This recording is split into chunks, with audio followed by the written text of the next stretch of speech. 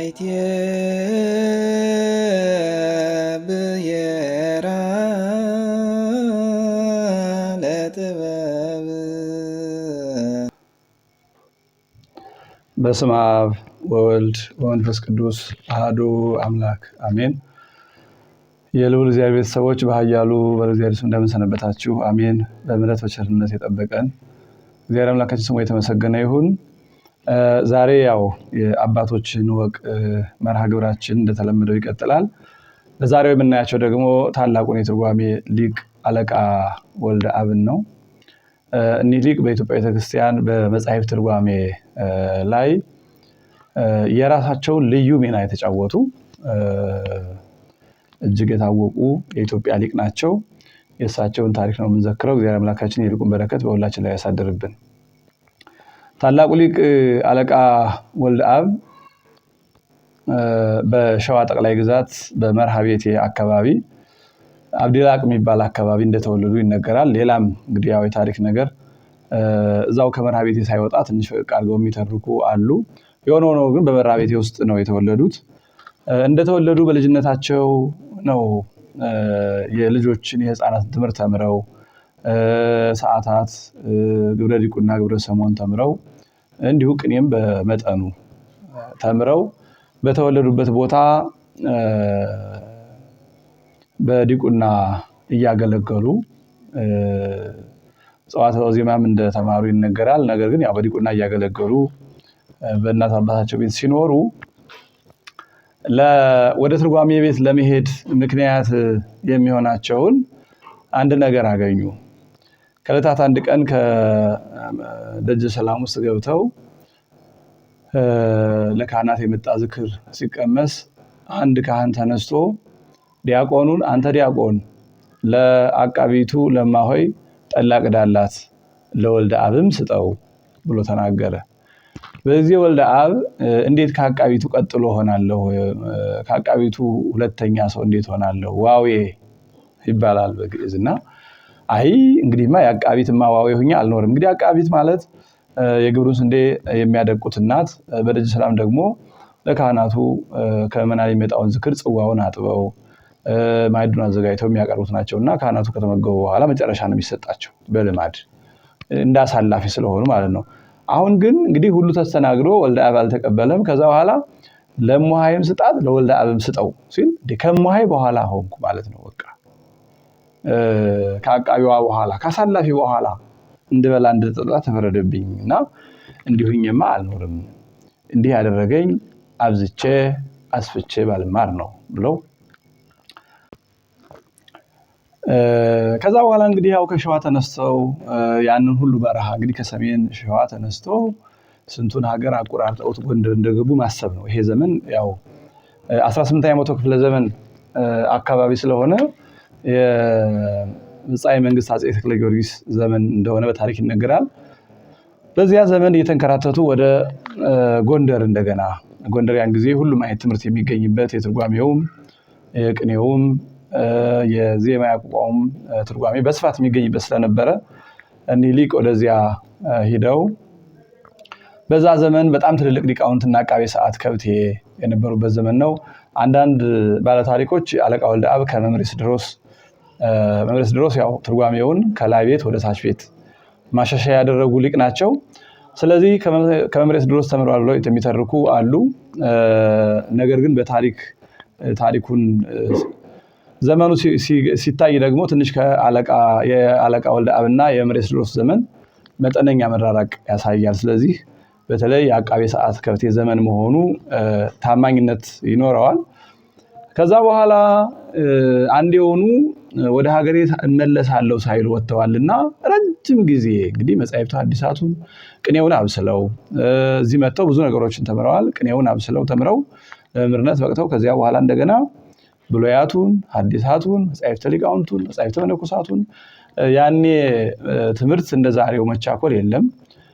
አጋዥ መጻሕፍት ስለማይገኙ ሁሉ በቃል ስለሆነ ዛሬ መጻሕፍት ስለሚገኙ ፈጣን ደቀ መዝሙር ሐዲሳትን ከ4 ዓመት እስከ 5 ዓመት ድረስ ይማረዋል።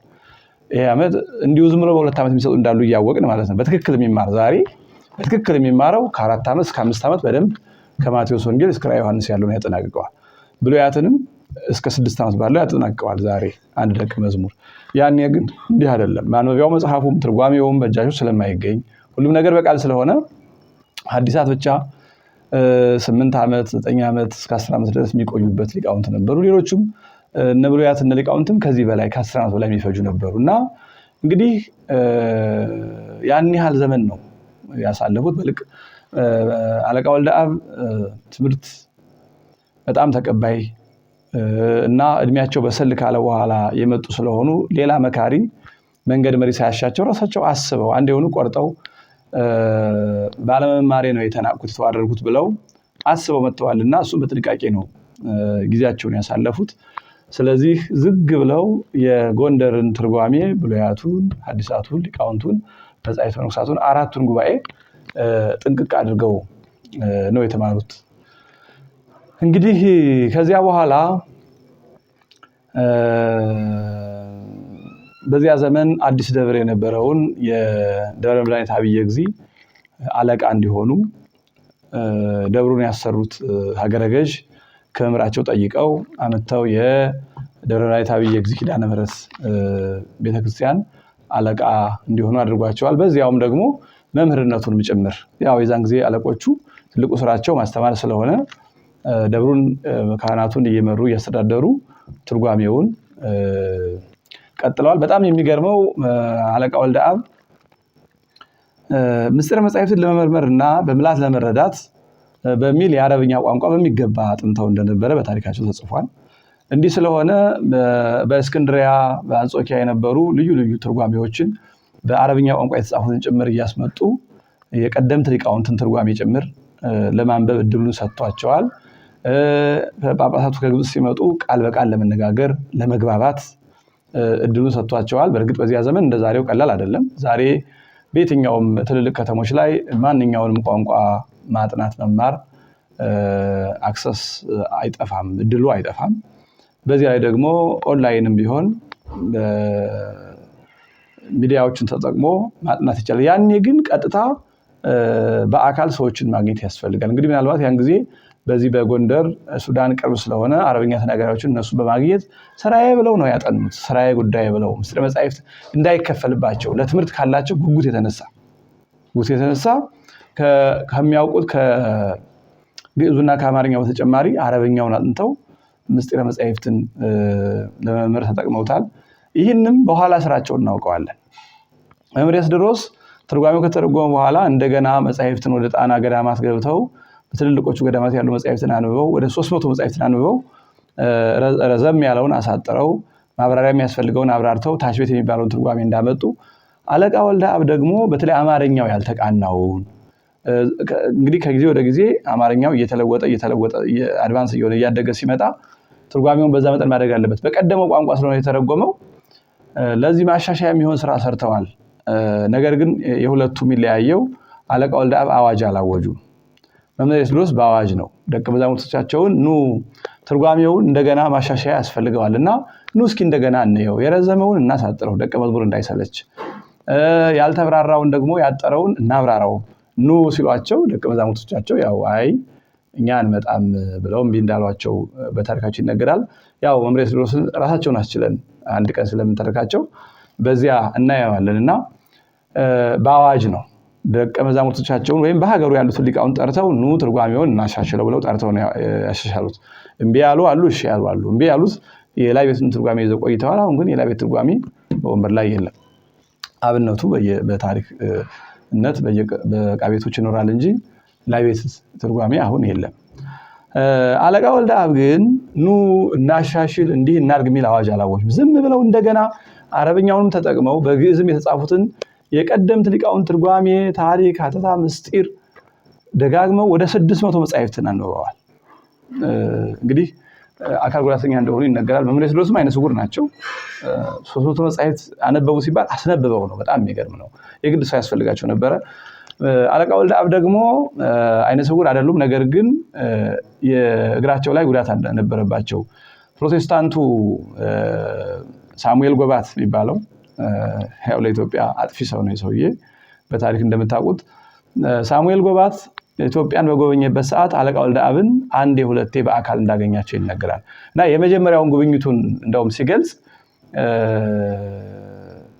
የመጀመሪያ ቀን ይሄ ታሪክ ጻፊዎች በ1822 አካባቢ እንደሆነ መዝግበውት አግኝቻለሁ።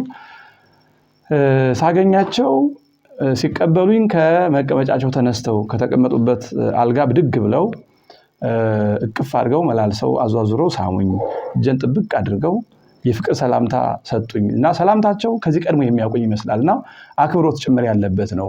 አክብረው ተቀበሉኝ። ከዚያም በኋላ ተቀምጠን ስንነጋገር ምንም ደቂቃው አጭር ቢሆንም ያወራናቸው ቁም ነገሮች ነበሩና የጠለቀ የመጽሐፍት ትርጓሜ ዕውቀት እንዳላቸው ተረድቻለሁ። ትልቅ ሊቅ ሽማግሌ ናቸው ብሎ ፕሮቴስታንቱ ሳሙኤል ጎባት መስክሮላቸዋል። ነገር ግን ምን ይላል? ምንም እንኳን ሰውየው እግራቸው በሽታ ስላለባቸው አንካሳ ቢሆኑ ይላል፣ ነገር ግን የተከበሩ ነበሩ ይላልና እንግዲህ በዛ የአካል ጉዳት ነው እንግዲህ ከሸዋ እስከ ጎንደር በእግራቸው የመጡት እያነከሱ ስንቱን በረሃ እግረኛ አንድ ብርቱ ተራማጅ አንድ ቀን የሚሄደውን 3 ቀን 4 ቀን እየሄዱ ማለት ነው በእግር ስለሆነ መንገዱ። በጣም የኢትዮጵያ ሊቃውንት ቤተክርስቲያኗን ትምህርቱን እዚህ ለማድረስ የደከሙትን የከፈሉትን ዋጋ ለመናገር በጣም ያስቸግራል። አይነ ስውሮቹ መሪ እያጡ መሪም ሲያገኙ ጫማ የለም፣ ለስላሳ መንገድ የለም፣ እንቅፋቱ እየመታቸው ሾህ እየወጋቸው ጥፍራቸው እየተነቀለ እየቆሰለ አብዛኞቹ ሊቃውንት የእግር ጥፍሮቻቸው አብዛኞቹ የተነቀሉ ናቸው በጉዞ እንቅፋት እየመታቸውና በተለይ አይነ ስውሮቹ ደንጊያ እንጨት ስለማይታያቸው መሪው ጥንቃቄ ካላደረገ በስተቀር እንቅፋት እየመታቸው እየተገረፋፈጡ እየቆሰሉ ነው። እንዲሁ ደግሞ አንካሳዎቹ እግራቸው ላይ ጉዳት ያለባቸው እያነከሱ ያን ሁሉ ስንቱን አቀበት፣ ስንቱን ቁልቁለት፣ ስንቱን ሜዳ፣ ስንቱን በረሃ፣ ስንቱን ብርድ ውርጭ ነው የሚንከራተቱት። እንግዲህ አለቃ ወልደ አብ ከዚህ የአካል ጉዳት ጋር ነው ከሸዋ ተነስተው እያነከሱ እንጃ እግዚአብሔር ይወቀው ከመርሃ ቤቴ ጎንደር ስንት ቀን ፈጅቶባቸው እንደሚሆን በፈጣን በጤነኛ እግረኛ እንኳን በጣም ሩቅ ነው። እና ሳሙኤል ጎባት አንካሳ ነበሩ፣ ግን ያም ቢሆን የተከበሩ ሊቅ ናቸው። እኔን ሰላም ብለው ተመልሰው ካልጋቸው ተቀምጠው አነጋገሩኝና ሊቅነታቸውን ተረዳሁ ብሎ ይመሰክርላቸዋል አለቃ ወልደ አብ። እና ያንን እያነከሱ እንደገና ወደ የገዳማቱ ዙረው 600 መጻሕፍት እንደገና አንብበው የተቃና አማርኛ እንግዲህ ዛሬ በሁሉም ሰው እጅ የሚገኘው የትርጓሜ አማርኛ የአለቃ ወልደ አብ ትርጓሜ ነው። ታያውጁ አንዳንዴ ስራ በማወጅ ብቻ ይሰራል፣ በበርታት ብሎ ይሰራል። እና አለቃ ወልደ አብ እንዲህ አድርገው የትርጓሜውን መጻሕፍት መልክ ያስያዙ ያቀኑ ለትርጓሜ አባት ተብለው የሚጠሩ በብዙ ቦታ ያው ሊቀ ሊቃውንት መንክር መኮንን መጽሔተ ሊቃውንት የሚል መጽሐፍ ሲጽፉ በእጅጉ ካነሷቸው ሊቃውንት አንዱ እሳቸው ናቸው። ሌሎቹም እነ መልአከ ብርሃን አድማሱ ጀንበሬም እና የሊቃውንቱን ታሪክ በቅርብ የሚጽፉ በርካታ ሊቃውንትም አለቃ ወልደ አብን አያልፏቸውም፣ አይዘሏቸውም። ኮከብ ናቸው። ለአንድምታ ትርጓሜ ግንባር ቀደም ሰው ናቸው። በዛ ላይ ደግሞ እያበሉ እያጠጡ በማስተማር በመስጠት ደግ ስለሆኑ ከደቀ መዛሙርቶቻቸው አንዱ የሚከተለውን ዋዜማ ቅኔ ተቀኝቶላቸዋል። እንግዲህ ሊቅነታቸውንም መጽዋዕትነታቸውንም በማገናኘት ነው። ወልደ አብ ይፌውሶ ጽዋዐ ወርቁ ምሉአ እንዘ ይክኡ ዲቤሁ ለነዳይ ብእሲ ዘይብሰት እዴሁ ወአመ በንባብ ፈጠረ ዓለመ ትርጓሜ ለሊሁ ይጻአቁ ሰብ ይስምዑ በጉባኤሁ ሞገሰ ቃሉ ወጣዕመ ነገሩ ወሳዕሰ አፉሁ። ይሄ የሚያሳየው በመጀመሪያው መጽዋዕታቸውን ጽዋዐ ወርቁ ምሉአ እንዘ ይክኡ ዲቤሁ ያለው ለነዳይ ብእሲ ዘይብሰት እዴሁ የሚለው መጽዋዕትነታቸውን ርኅራኄያቸውን ደግነታቸውን ደግሞ ወአመ በንባብ ፈጠረ ዓለመ ትርጓሜ ለሊሁ የሚለው ደግሞ መጻሕፍትን በትርጓሜ እንዳሸበረቋቸው ነው። ከዛ በኋላ ልክ ጌታችን በወንጌል የተነገረለትን ወስዶ ሞገሰ ቃሉ ወጣዕመ ነገሩ ወሳዕሰ አፉሁ ህዝቡ በጉባኤው የሚሰበሰቡትና የሚጠራቀሙት የአለቃ ወልደ አብን የንግግር ጣዕም የትርጓሜ ለዛ የምስጢር ምላት ስፋት ለመስማትና ለመረዳት ስለሆነ ደቀ መዛሙርቶቻቸው እንዲያደርጉ በቅኔም ይጠቅሷቸዋል። እሳቸውም በጣም ትልልቅ በምስጢር የበለጸጉ በርካታ ቅኔዎች አሏቸው። በየመጻሕፍተ ቅኔዎቹ በጣም የታወቁ ትልልቅ ቅኔዎች አሏቸው። አለቃ ወልደአብ እንዲህ አድርገው አሁን ያለውን አይነት ለሁሉም ሰው የተስማማ የተቃና አማርኛ እንዲኖረው አድርገው ትርጓሜውን ያቃኑ ትልቅ ሊቅ ናቸው። ረጅም ዘመን አገልግለዋል። እንግዲህ ወደ 1846 45 ዓመተ ምህረት አካባቢ ነው እንዳረፉ የሚነገረው።